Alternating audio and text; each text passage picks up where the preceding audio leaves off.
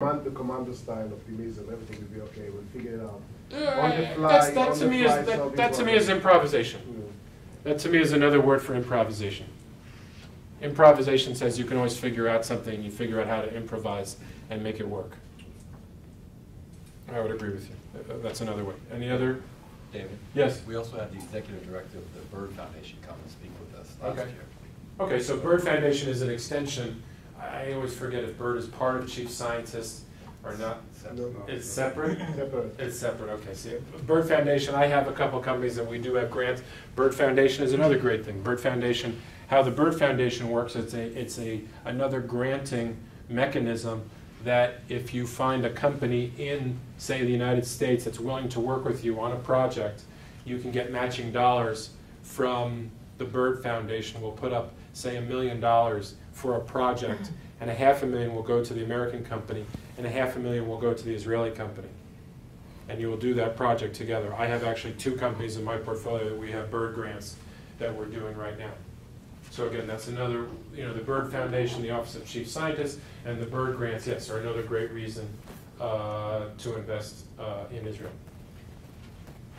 Any others that I'm missing? Because I'd like to be educated on why I'm spending my money there. What criteria do you use for selecting? I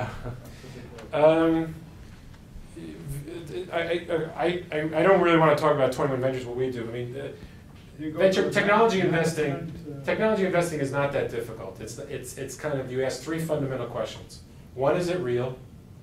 2, is it worth it? And 3, how do I win? Okay, so number 1 is it real? How do I answer, is it real? I have a set of scientists that I work with. This is why I don't teach at the New York Academy of Sciences for the adjunct fee. Okay? I teach there because I have access to the smartest scientists in the United States that I can go to who is a specialist in any field, and I can have them do due diligence for me on projects that I'm looking at in Israel. I also have a set of scientists. I do not have anybody from Technion, I'm sorry, but I do work very closely with the scientists from Weizmann. I work very closely with a number of scientists from Bar Ilan. I work closely with scientists out of Tel Aviv University. We do have a company where we do have a license out of Technion. You make a lot more money if you. I'm sorry? You make a lot more money if you dealt with Technion. Yeah, maybe you should. We'll see. No, fair enough. They're all wonderful institutions. But so what we do, our process, 21 Ventures process, is we engage a scientist to look at the science. We don't ask the scientist whether the science is going to make $100 million or $200 million. We ask, is it real and is it unique? So the scientist does the work on the patents, looks into the patents, looks into the science, meets with the engineers. Then if we pass that gate, then we go to gate number 2, is it worth it? Technology investing, again, it's not so difficult. You solve big problems, you make big money. You solve little problems, you make little money. Okay? So what you do is you look for big problems. And if the solution is solving a big problem, okay, so that's where I get involved and my partners get involved, where we look at the market and assess the market and say, is this a big enough problem? Okay? Then the third question we ask is, how are we going to win? Now that's once we've decided that the technology is real and we've decided that the problem is big enough and is worth the risk-reward profile. Then we work with the entrepreneur and we get very close. We're more operators than the traditional venture capitalists. I have 6 guys that work for me. They get actually work in the companies that we have in our portfolio companies. So the 6 of us don't sit, or the 7 of us don't sit around every Monday morning like other venture funds and say, oh, how was the board meeting? We actually get involved and operate and bring companies to Europe, bring companies to North America. So we invest also I really don't want to talk that much about 21 Ventures, but we invest in 3 primary sectors. We invest in physical security, which is building infrastructure, biometrics. We invest in mobile software, and we invest in clean technology. Those are the 3 areas we invest in. Yes? So if you were taking a Zionist investment approach as opposed to your approach, yes, what would you be investing in? Again, I'm not one of the problems is my job is to step up to the plate. I'm going to use a baseball metaphor. My job is to step up to the plate and hit a home run every time. my investors have no interest in me hitting a single. Okay, so it all depends on your risk-reward profile. If you're prepared to lose all your money, okay, but you want to get a 10x return on, possible 10x return on it, invest in Israeli startups. Now that's hard to do depending on whether you're a high net worth individual and you can get into a fund, or you can do it yourself. That's hard to do. Okay? If you want to be purely Zionistic and you're not, that my recommendation is you buy an ETF or a mutual fund that has a, obviously a big percentage of the TAS, of the Tel Aviv Stock Exchange. The problem of investing in the TAS, though, is you're heavily weighted to Teva and you're heavily weighted to a few companies. Let me rephrase.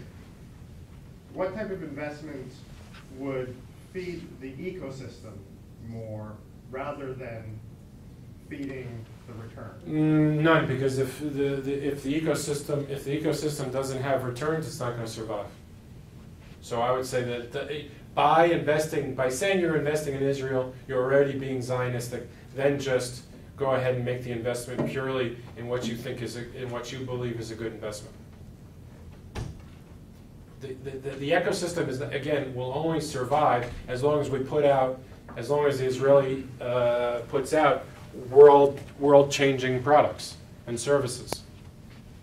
And so, because look, there are plenty of other places that are trying to compete with Israel. You've got Singapore, you've got Boston, you've got Silicon Valley, you've got Austin, Texas. Okay, you've got India, you've got China. Look, there are plenty of people that are going to try to take the mantle of the third largest or the fourth. Now, depending on who's doing the counting, there are plenty of people that are going to try to take the position of we're the third largest source of venture capital in the world, or the fourth largest. Right now, Israel is number 3 or 4, depending on who you count. Silicon Valley is 1, Boston is 2, Austin, Texas, or Israel is 3. If you take a geographic zone of a 60-mile radius. And understand venture capital or technology investing is a geographic industry because there's only so much you can, like, for me to go invest in China, the traveling time is too much. I go to Israel, I park myself in a hotel for 5 days, everybody comes to me, and I do 100 meetings, in 10 days. The New York Times said that Seattle was 3. Did it really? Yeah, recently there was... See, numbers change, and where did they put Israel? That's interesting. And see, maybe because of the life science, the growth of life sciences here. May very well be. Yes. And where did they put Israel 4 or Austin, Texas? Once we got to Seattle, we were so... Oh, you were just so happy. Let me do this, though, because I don't know how much time you guys want me to take, because I can go as long as you guys want. But let me go to the threats to the technology ecosystem, because I think there are serious threats, and I don't think this is really, I guess, why I enjoy this opportunity, because I am scared of the fragility of the technology ecosystem in Israel.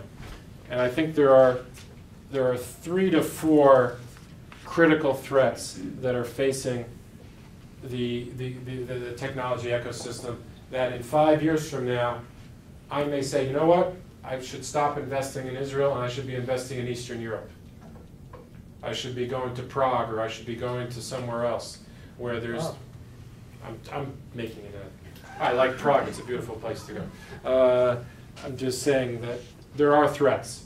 The first threat is the Office of Chief Scientist. Okay? The threat there, the problem is that the real growth of the Office of Chief Scientist is not growing. It's a $400 million budget, but the dollars on a real basis, on an inflation-adjusted basis, are not growing. Now, again, why is it not growing? Well, I'll give a perfect example of I would have another $10 million invested in Israel today if it weren't for cutbacks at the chief scientist. There was a program called HESNEC. Anybody familiar with the program called HESNEC?